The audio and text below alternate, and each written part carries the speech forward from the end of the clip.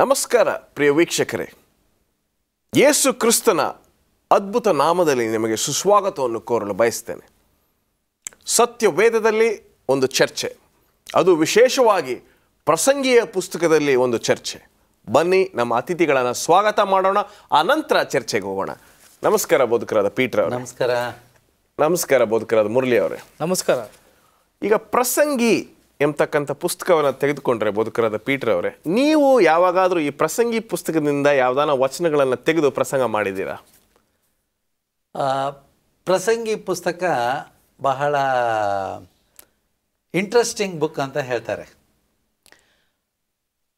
ಆಯಾ ಜನರಿಗೆ ನಾನಾ ಥರದ ಮಾಹಿತಿ ಅಥವಾ ಊಹೆ ಅಥವಾ ಕಲ್ಪನೆ ಈ ಪುಸ್ತಕವನ್ನು ಓದೋದರ ಮೂಲಕ ಸಿಕ್ಕಬಹುದು.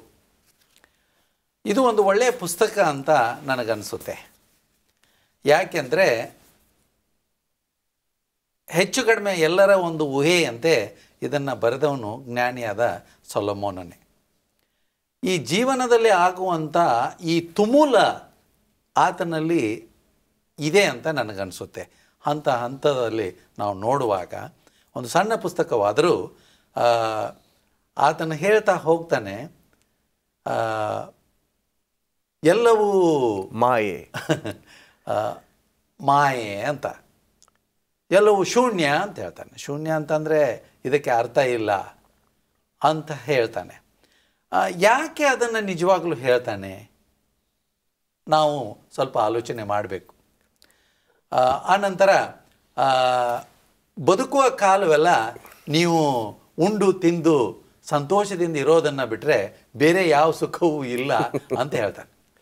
ಇವು ಮಾರ್ಮಿಕ, ಆಧ್ಯಾತ್ಮಿಕವಾಗಿ ನೋಡುವಾಗ ಯಾಕಪ್ಪ ಈ ವಿಷಯಗಳು ಹೀಗಿದೆ ಅಂತ ಹೇಳ್ತಾನೆ. ಅಂತಂದರೆ ಆಗ ಒಂದು ತತ್ವಜ್ಞಾನದ ಇನ್ನೊಂದು ಗುಂಪಿನವರು ಈ ರೀತಿ ಹೇಳ್ತಿದ್ದೆ, ಕ್ಯುರೇನಿಯನ್ಸ್ ಅಂತ ಅವ್ರಿಗೆ ಹೇಳ್ತಾರೆ. ಆ ಗುಂಪಿನವರು ಈ ರೀತಿ ಹೇಳ್ತಿದ್ರು ಅಂಥ ಆಲೋಚನೆಯನ್ನು ಇಲ್ಲಿ ಸೊಲೊಮೋನನ್ ಹೇಳ್ತಾನೆ. ಅಂತೂ ಇದು ಇನ್ನೂ ಕೆಲವೊಂದು ವಿಷಯಗಳನ್ನು ನೋಡುವ ಒಂದು ಮೊದಲೇ ಸಂಕ್ಷಿಪ್ತವಾಗಿ ಅಂತಂದರೆ ರೂಪರೇಖೆ ನೋಡುವಾಗ ಕೊನೆಯಲ್ಲಿ ಅರ್ಥ ಹೇಳ್ತಾನೆ. ಇದಕ್ಕೆ ನಾವೆಲ್ಲರೂ ಇವೆಲ್ಲದರ ಮೂಲಕ ಒಂದನ್ನು ಮಾಡಬೇಕು. ಸೃಷ್ಟಿಕರ್ತನಾದಂಥ ದೇವರನ್ನು ನೀನೇನು ಮಾಡಬೇಕು? ಆತನಿಗೆ ಭಯಪಟ್ಟು ಆತನ ಆಜ್ಞೆಗಳನ್ನು ಕೈಕೊಂಡು ನಡೆಯುವುದೇ ನಿನ್ನ ಜೀವನದ ತಿರುಳು ಅಂತ ಹೇಳ್ತಾನೆ. ಇಂಥ ಪುಸ್ತಕದ ಬಗ್ಗೆ ನಾವು ಬೋಧಕರಾಗಿ ಹೇಳದೇ ಇರಲಿಕ್ಕೆ ಆಗೋದಿಲ್ಲ. ಯಾಕೆಂದರೆ ಜನರಿಗೆ ಈ ಮೂಲಕ ಬಹಳ ಅಮೂಲ್ಯವಾದಂಥ ತಿಳುವಳಿಕೆ ಇದೆ. ಉದಾಹರಣೆಗೆ ಒಂದನ್ನು ಹೇಳ್ತಾನೆ, ಎಲ್ಲಿ ದೇವರ ಆತ್ಮನು ಮನುಷ್ಯನಲ್ಲಿ ಕೆಲಸ ಮಾಡೋದಿಲ್ವೋ ಅಂಥವನನ್ನು ತಿದ್ದುವಂಥದ್ದು ಭಾಳ ಕಷ್ಟ ಅಂತ ಹೇಳ್ತಾನೆ. ವಕ್ರವಾದಂಥದ್ದನ್ನು ನೇರ ಮಾಡುವಂಥದ್ದು ಮನುಷ್ಯನಿಗೆ ಆಗೋದಿಲ್ಲ ಅಂತ ಹೇಳ್ತಾನೆ. ಅಂತಂದರೆ ಅದು ದೇವರಿಗೆ ಮಾತ್ರ ಸಾಧ್ಯ. ಹೀಗೆ ಒಂದೊಂದೇ ವಾಕ್ಯವನ್ನು ನಾವು ನೋಡ್ತಾ ಹೋದರೂ ಬಹಳಷ್ಟು ವಿಷಯಗಳನ್ನು ಇಲ್ಲಿ ತಿಳ್ಕೊಳ್ಬೋದು. ಬೋಧಕರೇ, ನಿಮಗೆ ಇಷ್ಟವಾಗಿರ್ತಕ್ಕಂಥ ವಚನ ಯಾವುದಾದ್ರೂ ಇದೆಯಾ ಪ್ರಸಂಗಿಯಲ್ಲಿ? ಪ್ರಸಂಗದಲ್ಲಿಯ ಯೌವನಸ್ಥರಿಗೆ ಪ್ರಸಂಗವನ್ನು ಹೇಳುವಂಥದ್ದು, ಕರ್ತನಿಗೆ ಭಯಪಟ್ಟು ಆತನ ಆಜ್ಞೆಗಳನ್ನು ಕೈಕೊಳ್ಳ್ರಿ, this is the whole duty of man ಅಂತ ಹೇಳ್ತಾನೆ. ಯೌವನಸ್ಥರು ಇವತ್ತು ಅದನ್ನು ಪರಿಪಾಲನೆ ಮಾಡಿದರೆ ಭವಿಷ್ಯದಲ್ಲಿ ಈ ಪ್ರಪಂಚ ಬಹಳಷ್ಟು ಇನ್ನೂ ಉನ್ನತ ಮಟ್ಟದಲ್ಲಿ ಇರ್ಬೋದು ಎಂಬುದನ್ನು ನೋಡ್ತೇವೆ. ಇವತ್ತು ಪ್ರಪಂಚ ಇನ್ನೂ ದುಷ್ಟತನಕ್ಕೆ ಹೋಗ್ತಿರೋದಂದರೆ ಯೌವನ ಕಾಲದಲ್ಲಿ ದೇವರನ್ನು ಮರೆತು ಆ ವೃದ್ಧ ಕಾಲದಲ್ಲಿ ಏನೂ ಮಾಡಲಾರದೆ ಪರಿತಪಿಸ್ತಿದ್ದಾರೆ ಜನರು. ತಿನ್ನೋದು ಮತ್ತು ಉಣ್ಣೋದು, ಕುಡಿಯೋದು, ಇದರ ಬಗ್ಗೆ ಸಾಕಷ್ಟು ವಿಷಯಗಳನ್ನು ಹೇಳಿದ್ದಾರೆ. ನಿಮ್ಮ ಸ್ವಂತ ಜೀವನದಲ್ಲಿ ನೀವು ತಿನ್ನೋದು ಮತ್ತು ಕುಡಿಯೋದಕ್ಕೆ ಅಥವಾ ಜೀವನದ ಒಂದು ಆಗು ಹೋಗುಗಳಿಗೆ ನೀವೆಷ್ಟು ಮಹತ್ವವನ್ನು ಕೊಡ್ತೀರಿ? ಯಾಕೆಂದರೆ ಈ ಪುಸ್ತಕದ ಪ್ರಕಾರ ಅದೆಲ್ಲ ಮಾಯೆ ಅಂತ ಹೇಳ್ತದೆ. ಸೊ ನೀವು ಎಷ್ಟು ಮಹತ್ವವನ್ನು ಕೊಡ್ತೀರಾ? ನೋಡಿ, ಇಲ್ಲಿ ಬೋಧಕರು ಈಗಾಗಲೇ ಭಾಳ ಚೆನ್ನಾಗಿ ವಿವರಿಸಿದರು. ನೀವು ಎಷ್ಟೇ ಜ್ಞಾನ ಸಂಪಾದಿಸಿದ್ರು, ಅದು ಸೊಲೊಮೋನನು ಹೇಳ್ತಿದ್ದ, ನಾನು ಜ್ಞಾನವನ್ನು ಸಂಪಾದಿಸಿದೆ ಮತ್ತು ಈ ಲೌಕಿಕದ ಎಲ್ಲ ಆಚಾರ ವಿಚಾರಗಳಲ್ಲಿ ಪಾಲ್ಗೊಂಡು ಅದರ ಮಜಾ ಪಡ್ಕೊಂಡೆ, ನಂತರ ನಾನು ಈ ಕಲೆಗಳನ್ನು ಅಲ್ಲಿ ಉನ್ನತ ಮಟ್ಟದಲ್ಲಿ ನಾನು ಬೇಕಾದಷ್ಟು ತೋಟಗಳನ್ನು ಅಗ್ರಿಕಲ್ಚರಲ್ಲಿ ಅಂದರೆ ಈ ದ್ರಾಕ್ಷಿ ತೋಟ ಮತ್ತು ಈ ಥರ ಎಲ್ಲ ಕಲೆಗಳಲ್ಲಿಯೂ ನಾನು ಉನ್ನತ ಮಟ್ಟದಲ್ಲಿ ಎಲ್ಲ ಒಂದು ರೀತಿಯ ಆಶಯ ಆಕಾಂಕ್ಷೆಗಳನ್ನು ನಾನು ಆನಂದಿಸುತ್ತೆ. ನಂತರ ಭಾಳಷ್ಟು ಆಸ್ತಿ ಪಾಸ್ತಿನೂ ಮಾಡಿದೆ, ಅದು ಯಾವುದು ಸಂತೋಷ ಕೊಡಲಿಲ್ಲ, ಇವೆಲ್ಲವೂ ಶೂನ್ಯವೇ ಎಂಬುದಾಗಿ ಹೇಳ್ತಾರೆ. ಆದರೆ ಅಲ್ಲಿ ತಿನ್ನೋದು ಉಣ್ಣೋದು ಕುಡಿಯೋದರ ವಿಚಾರದಲ್ಲಿ ಮಾತನಾಡುವಾಗ ಆತನು ಅಲ್ಲಿ ಸುಮ್ಮನೆ ಹೇಳಲಿಲ್ಲ, ಚೆನ್ನಾಗಿ ದುಡಿದು ಅನಂತರ ನೀನು ತಿನ್ನುವಂಥ ಆಹಾರ ಕುಡಿಯುವಂಥ ನೀರು ಒಳ್ಳೆ ನಿದ್ರೆಯನ್ನು ತರ್ತದೆ, ಇದೇ ನಿನ್ನ ಜೀವನದಲ್ಲಿ ಸಾರ್ಥಕವಾಗಿ ಮಾಡುವಂಥ ಕಾರ್ಯ ಎಂಬುದಾಗಿ ಹೇಳುವಂಥದ್ದು. ನ್ಯಾಯವಾಗಿ ಇರ್ತಕ್ಕಂಥ ಒಬ್ಬ ವ್ಯಕ್ತಿ ಕಷ್ಟಪಟ್ಟು ದುಡಿದ ಮೇಲೆ ತೃಪ್ತಿಕರವಾದ ನಿದ್ರೆಯನ್ನು ಮಾಡ್ತಾನೆ. ಇದು ಆ ತತ್ವ ಆತನು ಹೇಳ್ತಾ ಇರುವಂಥದ್ದು. ಒಬ್ಬ ವ್ಯಕ್ತಿಗೆ ಇಂಥದ್ದು ಸರಿ ಇಂಥದ್ದು ತಪ್ಪು ಅಂತ ದೇವರು ತಿಳಿಸಿದ್ದಾರೆ. ಮನುಷ್ಯ, ಇನ್ನೊಬ್ಬ ಸಣ್ಣ ಪ್ರವಾದಿ ಮೀಕ ಹೇಳ್ತಾನೆ, ಮನುಷ್ಯನೇ ನಿನಗೆ ಇದು ಒಳ್ಳೆಯದು ಅಂತ ಗೊತ್ತಿದೆ. ಇದನ್ನು ಸೊಲೊಮೋನನು ಅನುಭವದಿಂದ ಏನು ಹೇಳ್ತಾ ಇದ್ದಾನೆ, ನಾನು ಪ್ರಯೋಗಕ್ಕಾಗಿ ಎಲ್ಲ ಮಾಡಿದೆ, ಎಲ್ಲವನ್ನ ತಿಂದೆ, ಎಲ್ಲವನ್ನ ಉಂಡೆ. ಆತನು ದೇವರು ಕೊಟ್ಟ ನೇಮಕ್ಕೆ ವಿರೋಧವಾಗಿ ಹೋಗಿ ಬಹುಪತ್ನಿತ್ವ ಅಂತಂದರೆ ಅವನು ನಿಜವಾಗ್ಲೂ ಸಾಕಲಾರದಷ್ಟು ಹೆಂಡತಿಯರನ್ನ ಮಾಡಿಕೊಂಡ.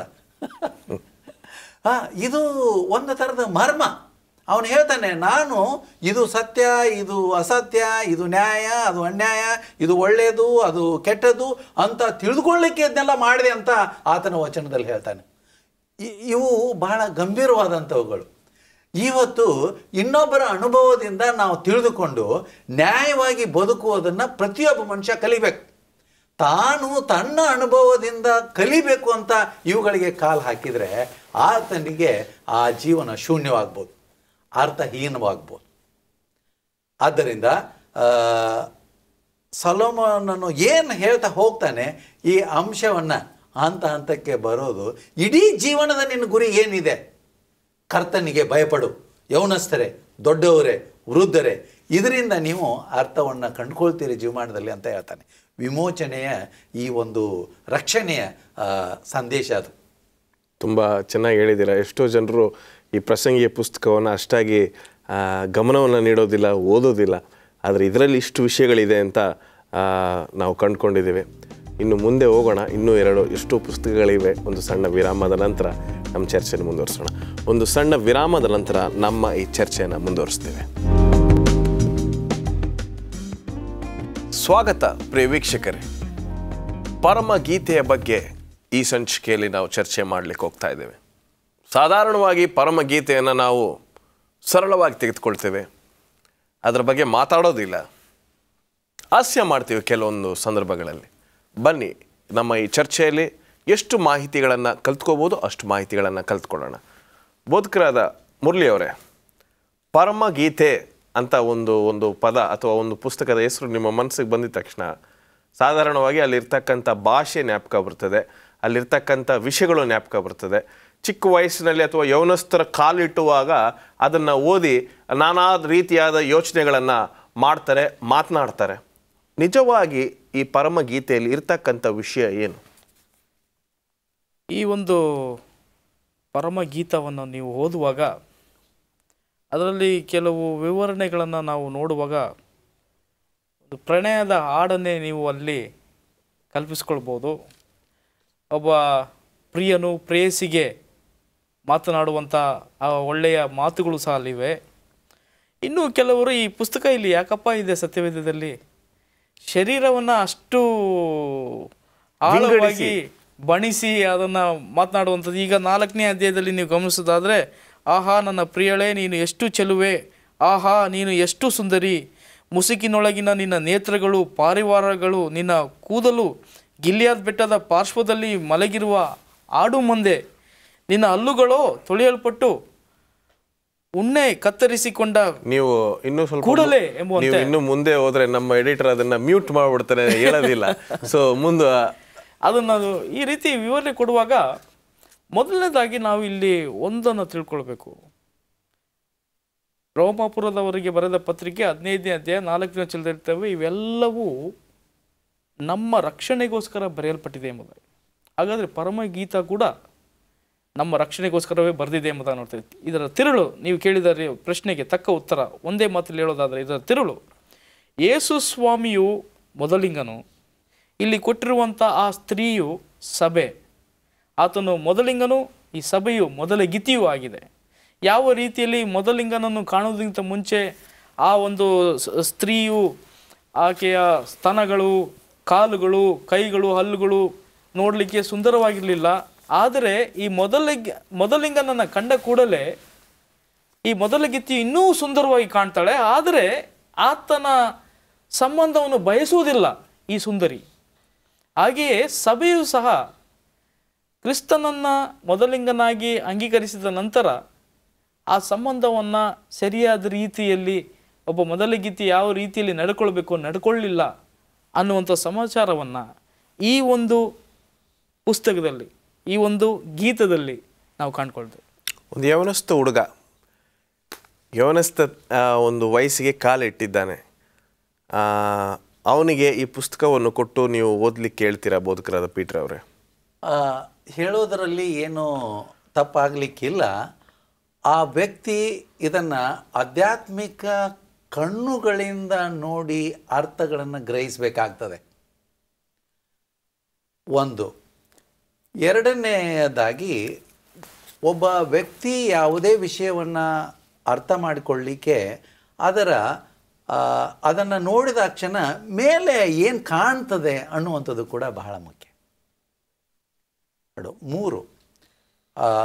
ಈ ವಿಷಯವನ್ನು ಯವನಸ್ಥನು ಏನಾಗಿ ಒಂದು ದೈಹಿಕ ಅಥವಾ ಭೌಗಿಕ ತೃಪ್ತಿ, ಲೈಂಗಿಕ ತೃಪ್ತಿಗಾಗಿ ಅಥವಾ ಇನ್ನಿತರ ಸಂಬಂಧಪಟ್ಟಂಥ ಕಲ್ಪನೆಗಳಿಂದ ಅವುಗಳನ್ನು ಓದಿದರೆ ಆತನಿಗೆ ಎಷ್ಟು ಇದರ ಪ್ರಯೋಜನವಾಗ್ತದೋ ಗೊತ್ತಿಲ್ಲ.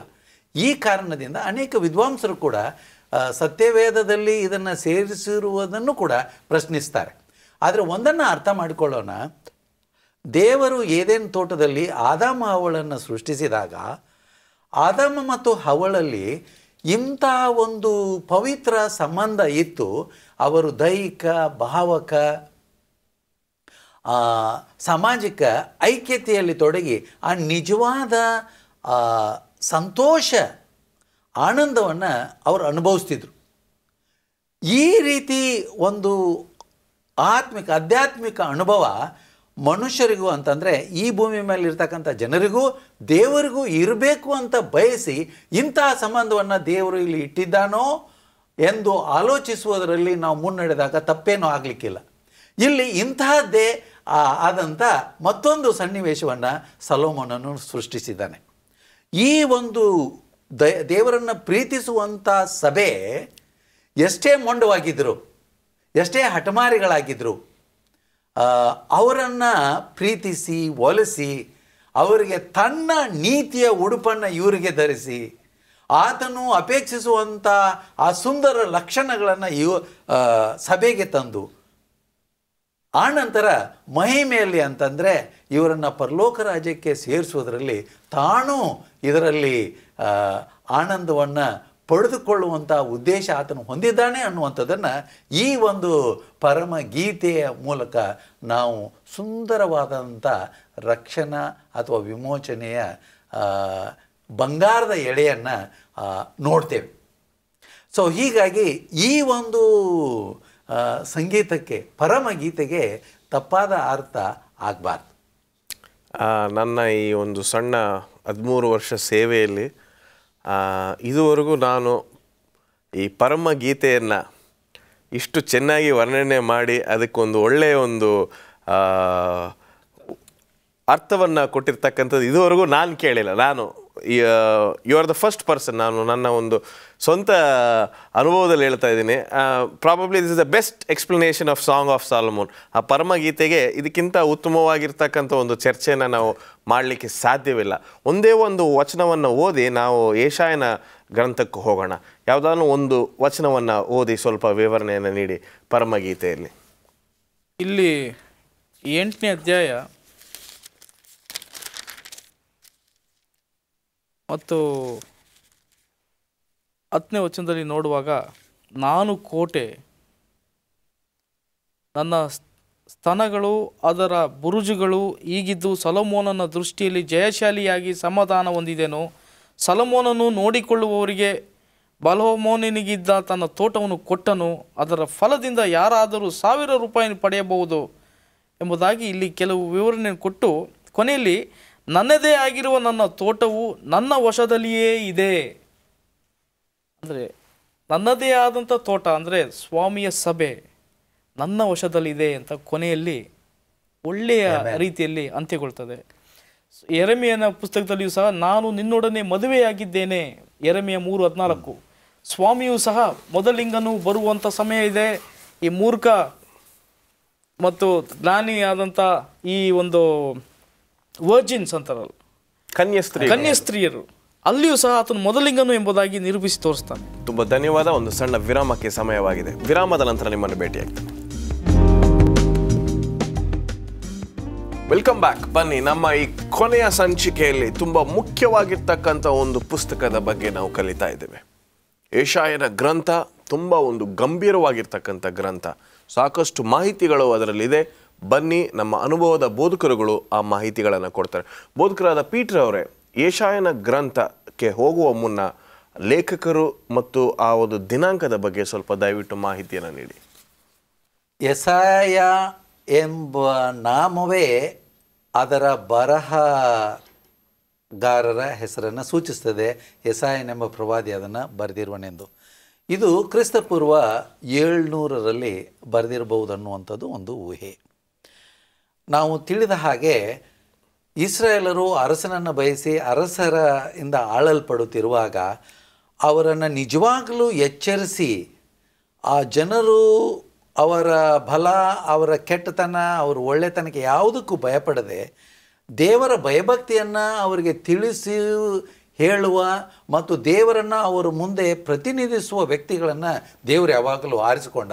ಅವರಲ್ಲಿ ಯೆಶಾಯನು ಒಬ್ಬ ಈ ಇಡೀ ಹಳೆ ಒಡಂಬಡಿಕೆಯ ಇತಿಹಾಸದಲ್ಲಿ ಬಹಳ ಪರಮ ಅಥವಾ ಒಬ್ಬ ಶ್ರೇಷ್ಠ ವ್ಯಕ್ತಿ ಅಂತ ಕರಿಬೋದು. ಇದು ಯೆಶಾಯನ ಗ್ರಂಥವನ್ನು ನಾವು ತೆಗೆದುಕೊಂಡಾಗ ಆ ಪ್ರವಾದಿಯ ಸ್ವಲ್ಪ ಮಾಹಿತಿಯನ್ನು ನೀಡಿ, ಅವರ ಬಗ್ಗೆ. ಆತನು ಆಮೋಸನ ಮಗನು ಎಂಬುದಾಗಿ ಯೆಶಾಯನ ಪುಸ್ತಕದಲ್ಲಿ ನಾವು ನೋಡ್ತೇವೆ. ಮತ್ತು ಈ ಪುಸ್ತಕವನ್ನೇ ನಾವು ಗಮನಿಸುವಾಗ 66 ಅಧ್ಯಾಯವಿದೆ. ಇಡೀ ಸತ್ಯವೇದದಲ್ಲೂ 66 ಪುಸ್ತಕಗಳಿವೆ.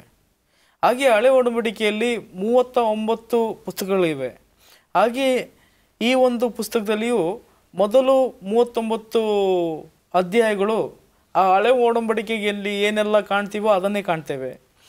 ಹಾಗೆ ಕೊನೆಯ 27 ಪುಸ್ತಕಗಳು ಹೊಸ ಒಡಂಬಡಿಕೆಯಾಗಿ ಸತ್ಯವೇದದಲ್ಲಿ ನಾವು ಕಾಣ್ತೇವೆ. ಇದರಲ್ಲಿಯೂ ಸಹ ಕೊನೆಯ 27 ಪುಸ್ತಕಗಳು ಅಧ್ಯಾಯಗಳನ್ನು ನೀವು ಗಮನಿಸುವಾಗ ಆ ಯೇಸು ಸ್ವಾಮಿಯ ಜೀವನ ಚರಿತ್ರೆಯನ್ನು ಮುಂಚಿತವಾಗಿಯೇ ಪ್ರವಾದನೆಯ ಮೂಲಕವಾಗಿ ಚಿತ್ರೀಕರಣಗೊಳ್ಳುವುದನ್ನು ನಾವು ನೋಡ್ತೇವೆ. ಯಾವ ರೀತಿಯಲ್ಲಿ ಹೊಸ ಒಡಂಬಡಿಕೆಯ ಕೊನೆಯ ಅಧ್ಯಾಯ ಪರಲೋಕದ ವಿಚಾರವಾಗಿ ಯಾವ ರೀತಿಯಲ್ಲಿ ದೇವ ಜನರೆಲ್ಲರೂ ಪರಲೋಕಕ್ಕೆ ಸೇರ್ತಾರೆ ಎಂಬುವಂಥದ್ದನ್ನು ಇದೇ ಪುಸ್ತಕದಲ್ಲಿ ಅದೇ ರೀತಿಯಲ್ಲಿ ಕಾಣ್ತೇವೆ. It's a book within a book, a Bible within a Bible ಅಂತಾರೆ. ಸತ್ಯವೇದದಲ್ಲಿಯೇ ಅಡಗಿಕೊಂಡಿರುವಂಥ ಮತ್ತೊಂದು ವೇದ ಎಂಬುದಾಗಿ ಈ ಪುಸ್ತಕವನ್ನು ಕರೀತಾರೆ. ಈಗ ಯೆಶಾಯನ ಗ್ರಂಥವನ್ನು ತೆಗೆದುಕೊಂಡಾಗ ತುಂಬ ಮುಖ್ಯವಾಗಿ ಎದ್ದು ಕಾಣಿಸ್ತಕ್ಕಂಥ ಅಂಶಗಳು ಯಾವುದು? ಈ ಗ್ರಂಥವನ್ನೇ ಇನ್ನೊಂದು ಪದದಲ್ಲಿ ಇದು ರಕ್ಷಣಾ ಪ್ರವಾದನೆಯ ಗ್ರಂಥ ಅಂತ ಕರೀತಾರೆ. ರಕ್ಷಣೆ ಅಂದರೆ ಇಡೀ ಇಸ್ರಾಯೇಲ್ ಜನಾಂಗ ಅಥವಾ ಒಂದು ಸಭೆ, ಈ ಭೂಮಿಯ ಮೇಲೆ ದೇವರನ್ನು ಪ್ರತಿನಿಧಿಸುವ ಈ ಜನಾಂಗ ಪಾಪದ ಒಂದು ಬಂಧನದಲ್ಲಿ ಹೇಗಿತ್ತೋ ಹೇಗಿದೆಯೋ ಅದನ್ನು ಬಣ್ಣಿಸುತ್ತಾ, ಹಾಗೆಯೇ ಇಸ್ರಾಯೇಲ್ ಜನಾಂಗ ಇದ್ದರು ಇತಿಹಾಸದಲ್ಲಿ, ಇವರು ವಿಮೋಚನೆಗಾಗಿ ಎದುರು ನೋಡ್ತಾ ಇದ್ದರು. ಅಂತಹ ಸಂದರ್ಭದಲ್ಲಿ ಯೇಸು ಸ್ವಾಮಿಯವರು ಈ ಲೋಕಕ್ಕೆ ಇಡೀ ಮಾನವ ಕುಲವನ್ನೇ ಅವರ ಪಾಪದಿಂದ ಬಿಡಿಸಿ ಅವರಿಗಾಗಿ ಶಿಲುಬೆ ಮೇಲೆ ತಮ್ಮ ಪ್ರಾಣವನ್ನು ತೆತ್ತು, ಹೇಗೆ ಕುರಿ ಯಜ್ಞವೇದಿಯ ಮೇಲೆ ವಧಿಸಲ್ಪಡುತ್ತಿತ್ತೋ ಹಾಗೆ ಅವನು ವಧಿಸಲ್ಪಟ್ಟು ರಕ್ತವನ್ನು ಸುರಿಸಿ ಎಲ್ಲರ ಪಾಪಗಳನ್ನು ಕ್ಷಮಿಸಿ ತನಗೋಸ್ಕರ ವಿಮೋಚಿಸುವಂಥ ಯೋಜನೆಯನ್ನು ಈ ಯೆಶಾಯನ ಪುಸ್ತಕದಲ್ಲಿ ಬರೆದಿದ್ದಾರೆ. ಪ್ರವಾದಿ ಯೆಶಾಯ ಬರೆದಿದ್ದಾನೆ ದೇವರಾತ್ಮ ಪ್ರೇರಿತನಾಗಿ. ಮತ್ತು ಮುಂದೆ ನಡೆಯುವಂಥ ಎಲ್ಲ ಹೆಚ್ಚು ಕಡಿಮೆ ಎಲ್ಲ ಘಟನೆಗಳನ್ನು ಇಡೀ ಯೆಶಾಯ ಪುಸ್ತಕದಲ್ಲಿ ನಾವು ನೋಡ್ತೇವೆ. ಉದಾಹರಣೆಗೆ 7ನೆಯ ಅಧ್ಯಾಯ, ಒಬ್ಬ ಕನ್ಯೆ ಗರ್ಭಧರಿಸಿ ಮಗುವಿಗೆ ಜನ್ಮ ಕೊಡುವಳು ಅಂತ ಹೇಳ್ಬಿಟ್ಟು ಆತನ ಈ ಯೇಸು ಹೇಗಿರ್ತಾನೆ ಅನ್ನುವಂಥದ್ದನ್ನು 9ನೇ ಅಧ್ಯಾಯ 6ನೇ ವಚನ. ಹೀಗೆ ಇಡೀ ಪುಸ್ತಕದ ಉದ್ದಕ್ಕೂ ಈ ಮೆಸ್ಸಿಯನ, ರಕ್ಷಕನ ಅಂದರೆ ಯೇಸು ಸ್ವಾಮಿಯವರ ಬಣ್ಣನೆ ಭಾಳ ಅರ್ಥಪೂರ್ಣವಾಗಿ ಆಗಿದೆ. ಆದ್ದರಿಂದ ಈ ಪುಸ್ತಕ ಒಂದು ಪ್ರಮುಖ ಪಾತ್ರವನ್ನು ಪ್ರತಿಯೊಬ್ಬ ದೈವ ಭಕ್ತರ ಜೀವಿತದಲ್ಲಿ ಮಾಡಬೇಕು. ಯೆಶಾಯ ಗ್ರಂಥದಲ್ಲಿ ನಿಮಗೆ ಇಷ್ಟವಾಗಿರ್ತಕ್ಕಂಥ ಅಂಶ ಯಾವುದು? ಯೆಶಾಯ ಗ್ರಂಥದಲ್ಲಿ ನನಗೆ ಇಷ್ಟವಾಗಿರುವಂಥ ಒಂದು ವಿಚಾರ ಅಂತ ಹೇಳಿದ್ರೆ, ಅಲ್ಲಿ ಕೆಲವಾರು ಎಂತ ಹೇಳ್ತೀರಿ, ವೆಲ್ಸ್ ಅಂತ ಹೇಳ್ತಾರಲ್ಲ, ವೆಲ್ಸ್ ಆಫ್ ಸ್ಯಾಲ್ವೇಷನ್ ಅಂತ. ವೆಲ್ಸ್ ಅಂದರೆ ರಕ್ಷಣೆಯ ಬಾವಿಗಳು, ಅಂದ್ರೆ ಬಾವಿಗಳು ಅಂತಕ್ಕಿಂತ ಸ್ಪ್ರಿಂಗ್ಸ್ಗೆ ಏನು ಹೇಳ್ತೀರಿ ಇದರಲ್ಲಿ, ಶೆಲೆಗಳು ಅಥವಾ ಬುಗ್ಗೆಗಳು. ಬುಗ್ಗೆಗಳು. ಅಲ್ಲಿ ನಾನು ಕಾಣುವಂಥದ್ದು ಹರ್ಷದ ಬುಗ್ಗೆ. ಅದನ್ನು ಯೆಶಾಯ ಬರೆದ 25ನೇ ಅಧ್ಯಾಯ 9ನೇ ವಚನದಲ್ಲಿದೆ. ಹಾಗೆಯೇ ಈ ಒಂದು ಒಳ್ಳೆಯ ಗೋಡೆಗಳು, ರಕ್ಷಣೆಯ ಗೋಡೆಗಳು ಎಂಬುದಾಗಿ 26ನೇ ಅಧ್ಯಾಯ 1ನೇ ವಚನದಲ್ಲಿದೆ.